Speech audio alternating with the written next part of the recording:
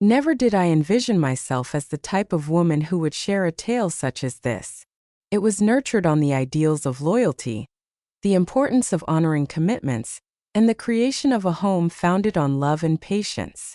I believed those things held greater significance than anything else, and I bore that weight. Faith in my marriage, in each sacrifice I embraced, every choice I upheld, yet love.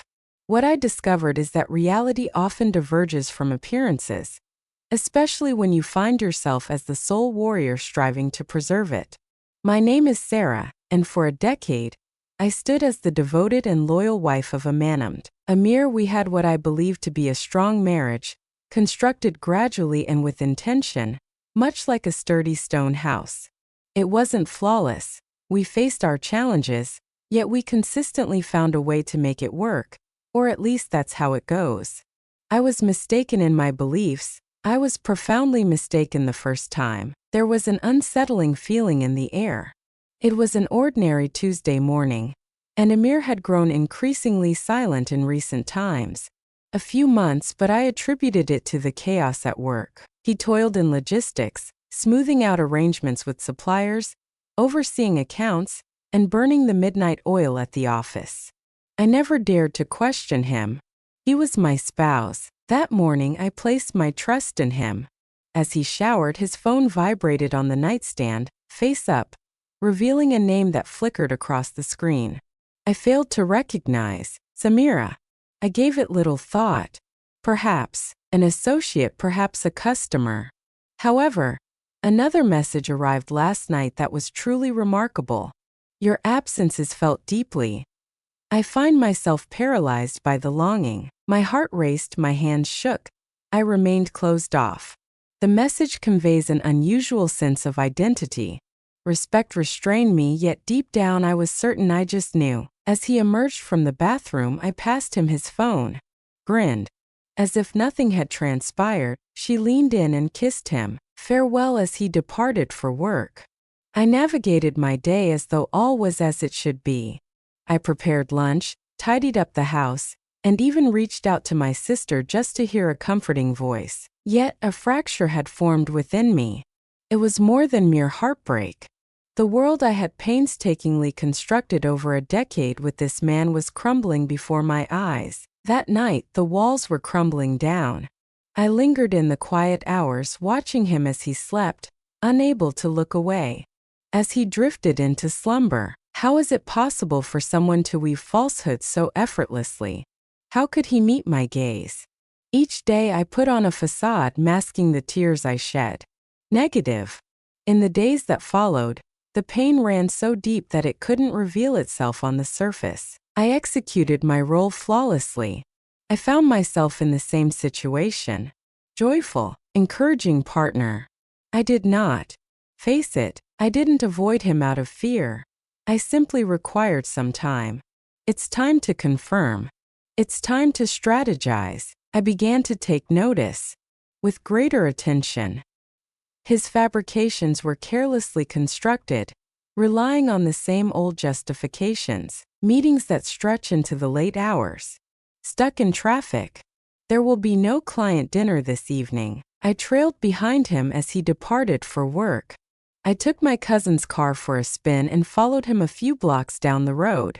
I was taken by surprise to witness anything at all. Truthfully, a part of me clung to the hope that I was mistaken. But as he arrived at a restaurant across town and entered with a woman clad in a striking red dress, all my uncertainties vanished. I remained in the vehicle. I observed their laughter. Their hands intertwined across the table. She placed a gentle kiss on his cheek. It felt as if everything around him was frozen, as though I were merely a ghost, unseen and unacknowledged. I remained calm, refraining from any outburst or hurried actions, and simply returned home to sit in silence, the haunting reflection of every moment I stood by him during his times of unemployment. Each moment I offered him solace during his struggles. Each time I prioritized his needs over my own. All those years he was meant to be my companion. Yet, I had experienced solitude in that marriage for a much longer time. It was then that the realization dawned upon me the following morning. I began my preparations not for a clash, but for something greater. I had no intention of shedding tears or pleading. I had no intention of shattering dishes or raising my voice. I had plans to take action. Indelible. Something he would never witness. Achieving the top position. Silently, I collected the evidence. With a sense of tranquility, I perused the phone records. Receipts followed his whereabouts. I captured moments when they reunited. They repeated the action 2 more times that week. I successfully captured audio from one of their discussions while he momentarily left the room. He abandoned his phone on the table. He was orchestrating a weekend escape with her. He mentioned he would inform me about attending a business retreat. After that, I ensured our joint accounts were properly organized. I transferred my personal savings into a distinct account registered in my name. It was something he never bothered to keep an eye on. I created duplicates of crucial documents, including Evan's text messages, which I managed to recover due to the cloud backup I had access to. He exhibited a lack of caution. He believed I wouldn't see, yet I persisted. I approached people with quiet intent, particularly his boss, who had always held me in high regard. My legal representative, a relative who was in my debt. Even his sister, who possessed a deeper understanding than she ever revealed. I kept it to myself, and one that I had envisioned merely set the stage for what was yet to unfold. Individuals often fail to recognize the profound impact of serene observation during his existence of duality. I was quietly crafting the tempest, while he remained blissfully unaware each passing day. He arrived home and I smiled. I prepared his lunch, inquired about his day. He believed I was still the same familiar Sarah. Unseeing, kind-hearted, faithful misstep. Yet I had changed. I had transformed. I had awakened at the breaking point. 2 weeks later, he departed the town for what he referred to as a business trip. I observed him as he packed his belongings, gave him a farewell kiss. At the door, I observed him depart, a suitcase brimming with deceit in tow. He did not. On that very night, I was set to step into the restaurant where his other woman was employed. I discovered that she worked as a hostess at a chic establishment in the heart of downtown. I entered and requested to speak with her. Her expression shifted to one of astonishment when I revealed my name. She recognized my identity. She attempted to turn and leave. I gently invited her to take a seat. I revealed my identity to her. I revealed to her all that I was aware of. Then I revealed the photos to her. Her visage turned ashen. Unbeknownst to her, he was already tied in matrimony. He revealed to her that he was divorced. I didn't raise my voice. I had no intention of causing humiliation. I told her that I wasn't angry with her. Fury coursed through me at the thought of him. She had every right to uncover the truth, just as I did on that fateful night. She severed all communication by blocking his number. She expressed that she never wished to lay eyes on him again. I am aware of this. She reached out to me afterward to say, "Thank you very much." She had been deceived. Simply so. I possessed. She was merely a piece on the board. Upon his return, he played his self-serving game. He had already moved out during his trip. I chose not to leave a note. I chose to stay. Celu remained utterly silent. I settled into a cozy little apartment I had obtained the week prior. And, at that moment, he was attempting to discern my whereabouts. I dispatched a message to him. In just one line, I am aware of everything he attempted to communicate. I chose not to respond. He appeared at my place of work. I turned a blind eye to him. Notes were left on my car by him. I didn't even read them. The silence resonated with a profound intensity.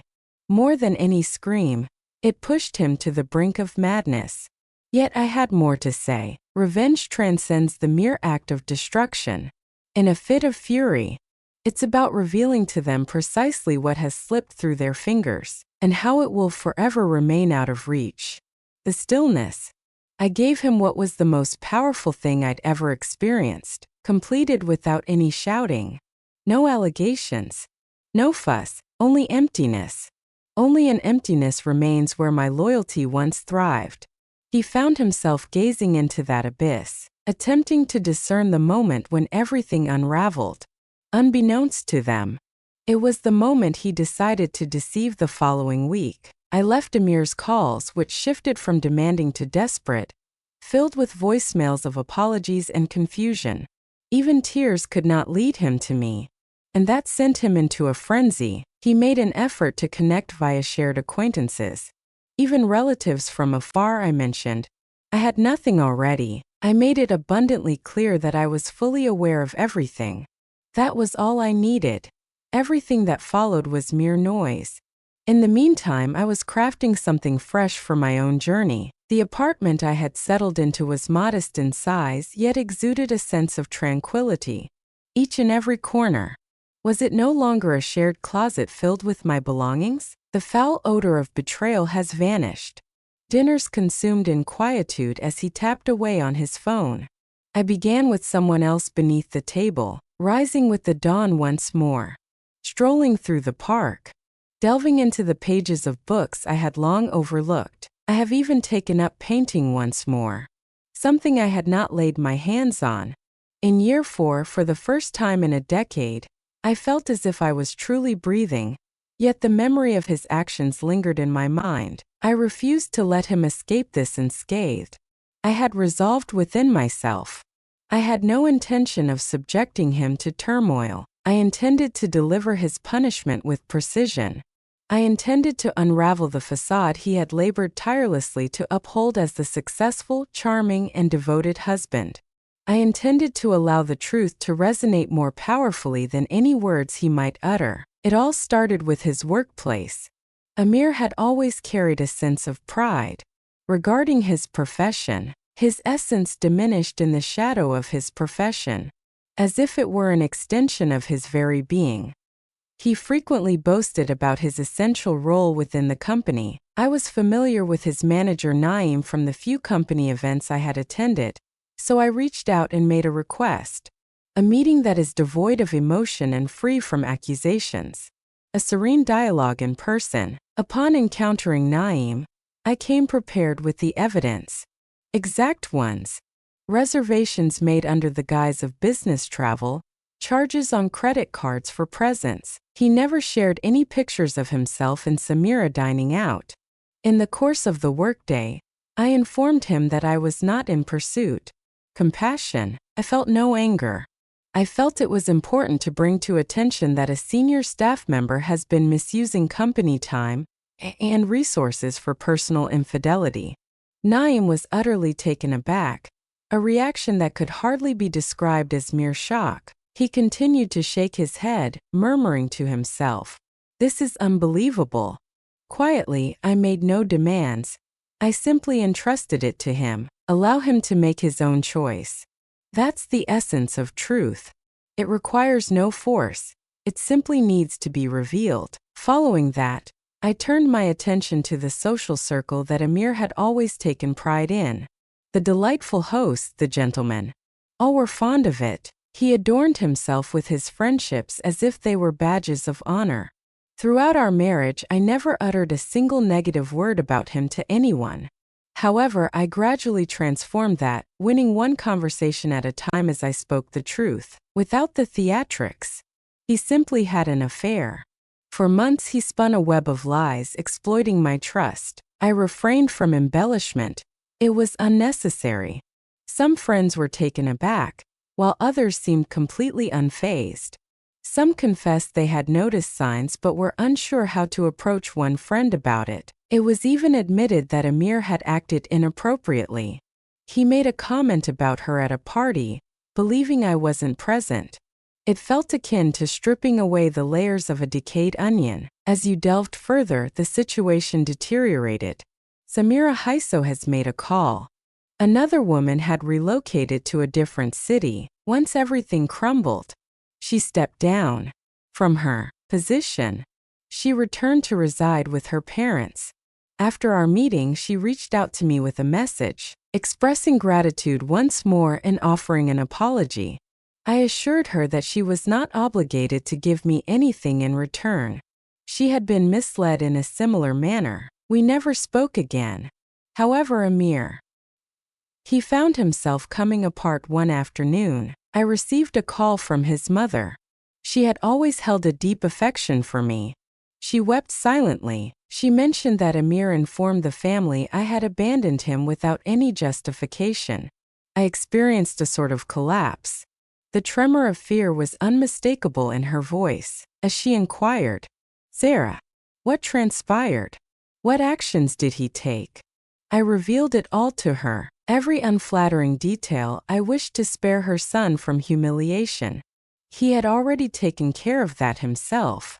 I merely wished for her to grasp the reality. She shed tears, and then she uttered a few words. "I will always remember that you were the greatest thing that ever entered his life, yet he discarded you."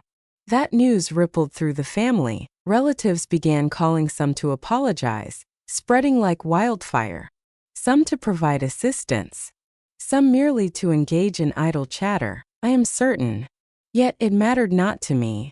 I remained quiet for an extended period. At last, the truth was voicing my reality.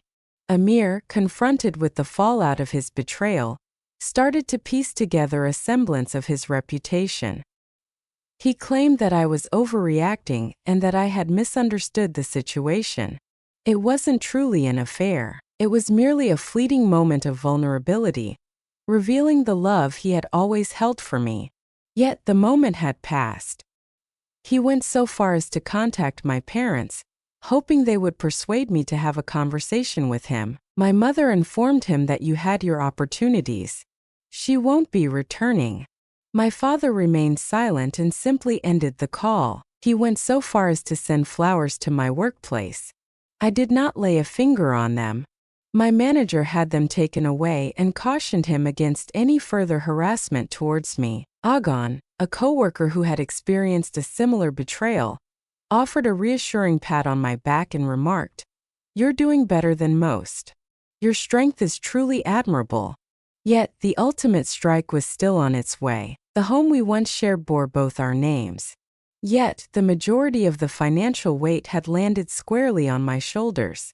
For years, I was the one shouldering the mortgage burden, while he concentrated on advancing his career. I initiated the process for legal separation and sought my portion of the property value when he challenged it.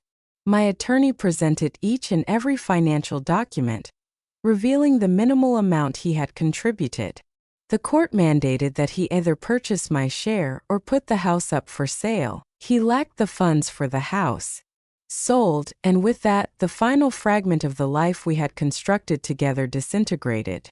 I recall making one final visit to the house before. I stood in the living room where we shared countless dinners, walked through the hallway that once displayed our wedding photos, and touched the bedroom door, where I would wait for him to return, convinced he was out laboring for our future. And I released it. Not from a place of weakness, but rather because I had transcended the pain. My retribution lay not in his destruction. It was in the process of reconstructing my essence, so completely that he ceased to belong in my narrative. I departed from that house, never glancing back. Freedom is an enigmatic concept. It haunts your thoughts when you find yourself confined. Yet, upon that first taste, there are no fireworks or applause to greet you. Silence envelopes the surroundings. A gentle inhalation, within a space that has shed the echoes of a heart that once shattered yours. That was the essence of life once the house was sold. Once the phone call came to an end. Once Amir's name faded into the background of my memories. I had navigated through a tempest. And now I found myself enveloped in tranquility. I was not broken. I held no bitterness. I existed in a manner that felt vibrant. It had been ages since my last visit. The initial months revolved around mere survival. I dedicated myself, set aside resources, and committed time to my personal growth. I enrolled in weekend courses for digital design, a field that had long captured my interest yet remained unexplored until now.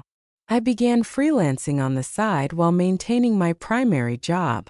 Gradually, a second income began to take shape, and for the first time I found myself nurturing my own dream, something that lacked connection to purpose within a dwelling or a vow. However, my journey with Amir was far from finished. Not due to any lingering feelings I had for him, yet true vengeance transcends mere distance. It concludes with metamorphosis. One afternoon, I received an invitation to speak at a seminar focused on women's entrepreneurship, which a friend of mine had discovered. How I transformed my life after the separation, hoping to inspire others along the way. I found myself uncertain, unaccustomed to being the one others turned to, yet I agreed. As I stood on that modest stage before 50 women, a transformation occurred within me, and I found myself speaking candidly. It's not solely about betrayal. It's also a journey towards rediscovering your voice. On the journey of beginning anew, embracing the pain without a hint of shame, serving as fuel. And when I finished, the applause was subdued yet sincere. In that moment, a realization struck me. My narrative had transcended the boundaries of my own experience. It was a journey. Others were capable of walking as well.